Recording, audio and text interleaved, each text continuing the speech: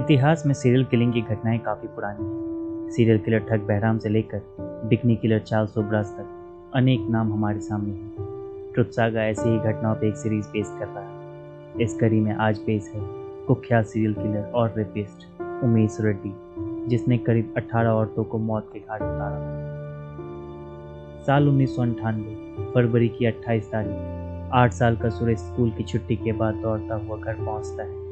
माँ रोज दरवाजे पे खड़े होकर इंतजार करती थी। वो आज नहीं थी, बल्कि सुरेश देखता है दरवाज़ा अंदर से बंद है। कई बार खटखटाने के बाद जब कोई जवाब नहीं आता तो सुरेश माँ माँ कर चिल्लाता है। अब की बार अंदर से हूँ की आवाज़ आती है, लेकिन ये माँ की आवाज़ नहीं थी। दरवाज़ा खुलता है, सामने अधरनंग हालत में माँ खिड़की से बंदी खड़ी है। अंदर एक और आदमी है।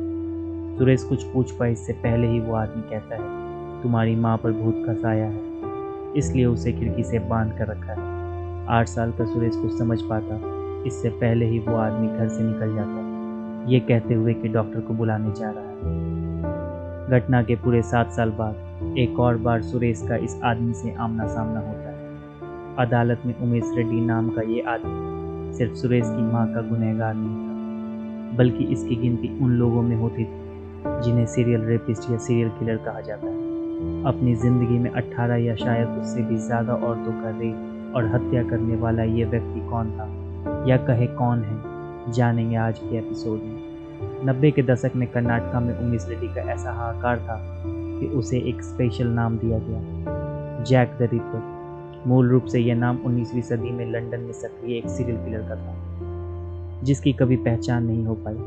रिपर की तरह ही उमेश खूंखार हत्याएं करने के लिए कुख्यात था।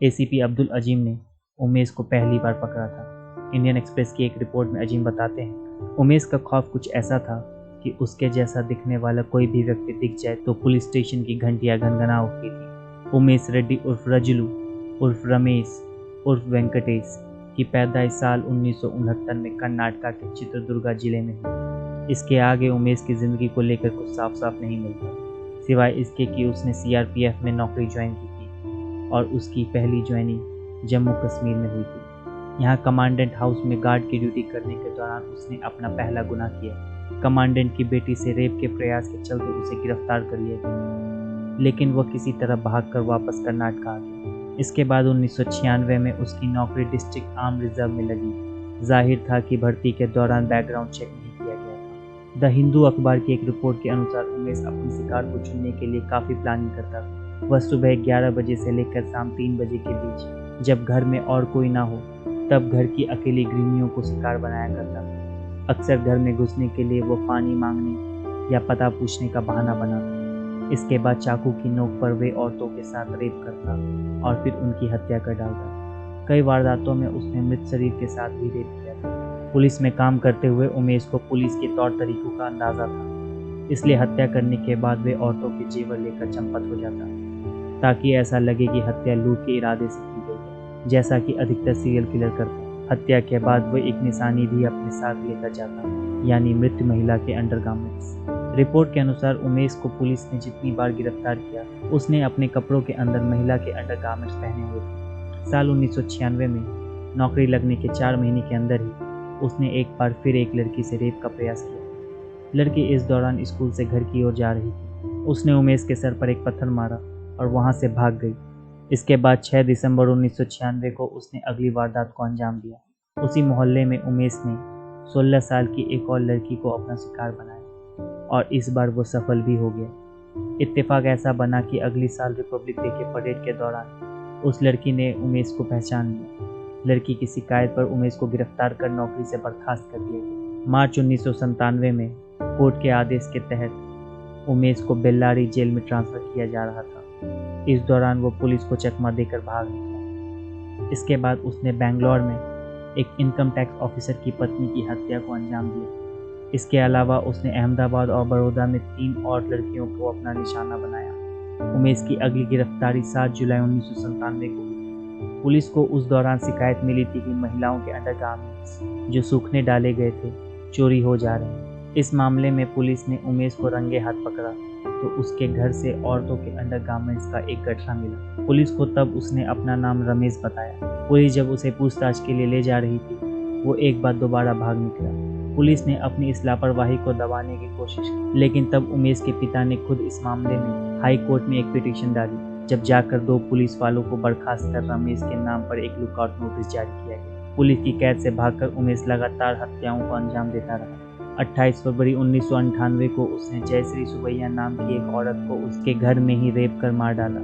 ये वही केस है जिसके बारे में हम शुरुआत में बात कर रहे थे। इसी वारदात के कुछ ही दिन बाद उमेश ने एक और औरत के साथ रेप की कोशिश की, लेकिन इस बार औरत ने हल्ला मचा दिया और भागने के चक्कर में उमेश ने पहली मंजिल से नीचे छलांग लगा दी। इस चक्कर में उमेश का पैर मुड़ गया और पड़ोसियों ने उसे पकड़कर पुलिस के हवाले कर दिया।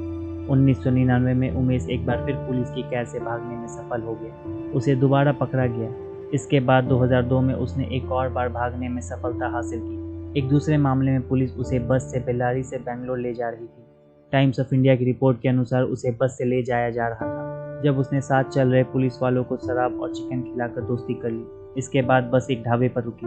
यहाँ उसने पेशाब करने का बहाना बनाकर पुलिस वालों से हथकड़ी खोलने को कहा और वहाँ से फरार हो गया। अगले 2 महीने में उमेश ने पुणे सहित आसपास के इलाकों में 3 लड़कियों का रेप कर उनकी हत्या कर दी। 17 मई 2002 को उमेश एक बार फिर पुलिस के हाथ लगा। उस दिन उमेश एक ट्रेन पकड़कर बेंगलुरु पहुंचा था। यहाँ उसने यशवंतपुर के रेलवे स्टेशन के क्लॉक रूम में अपना सामान रखा और करीब 8 बजे पास के एक सैलून में बाल कटाने पहुंचा। इस दौरान एक ऑटो रिक्शा ड्राइवर ने अखबार में उसकी तस्वीर देखकर उसे पहचान लिया और तुरंत पुलिस को इत्तला कर दिया। इस बीच उमेश सैलून से निकलकर वापस रेलवे स्टेशन की ओर बढ़ा, जहां पुलिस ने उसे गिरफ्तार कर लिया। ये उमेश की आखिरी गिरफ्तारी थी। स्टेशन पे जब उमेश का सामान खंगाला गया तो वहां से पुलिस को औरत के अंडरगारमेंट्स मिले। इसके अलावा उसके बैग से साड़ी, ब्लाउज सहित औरतों के और भी कपड़े मिले। बाद में पुलिस ने खुलासा किया कि उमेश एक क्रॉस ड्रेसर है, यानी ऐसा व्यक्ति जो विपरीत लिंग के कपड़े पहनना पसंद करता है। उमेश पर कुल 18 महिलाओं की हत्या का इल्जाम था, लेकिन सिर्फ 9 ही मामलों में उसे सजा हो पाई।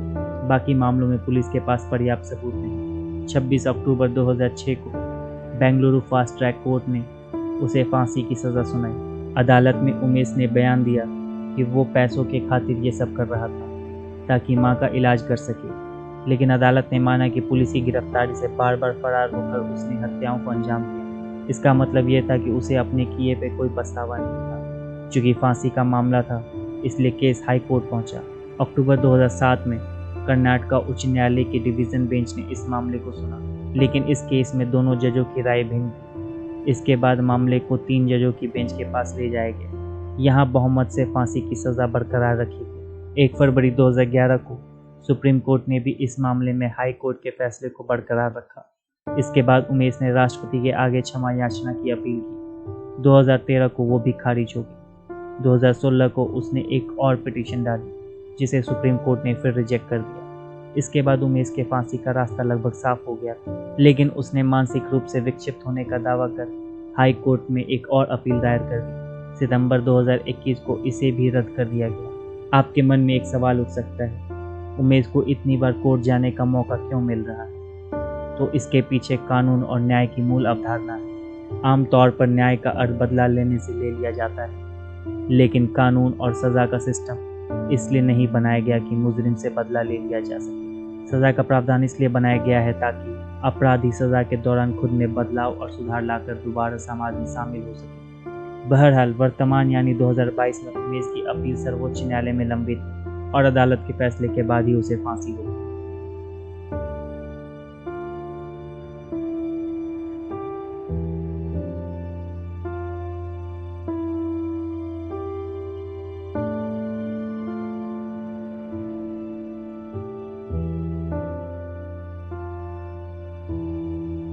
अगर वीडियो अच्छी लगी हो तो प्लीज़ लाइक करें, शेयर करें, सब्सक्राइब करें और ऐसी वीडियोस के लिए। अगर आपका कोई सुझाव है तो हमें ईमेल करें डिस्क्रिप्शन में दिए गए ईमेल पर।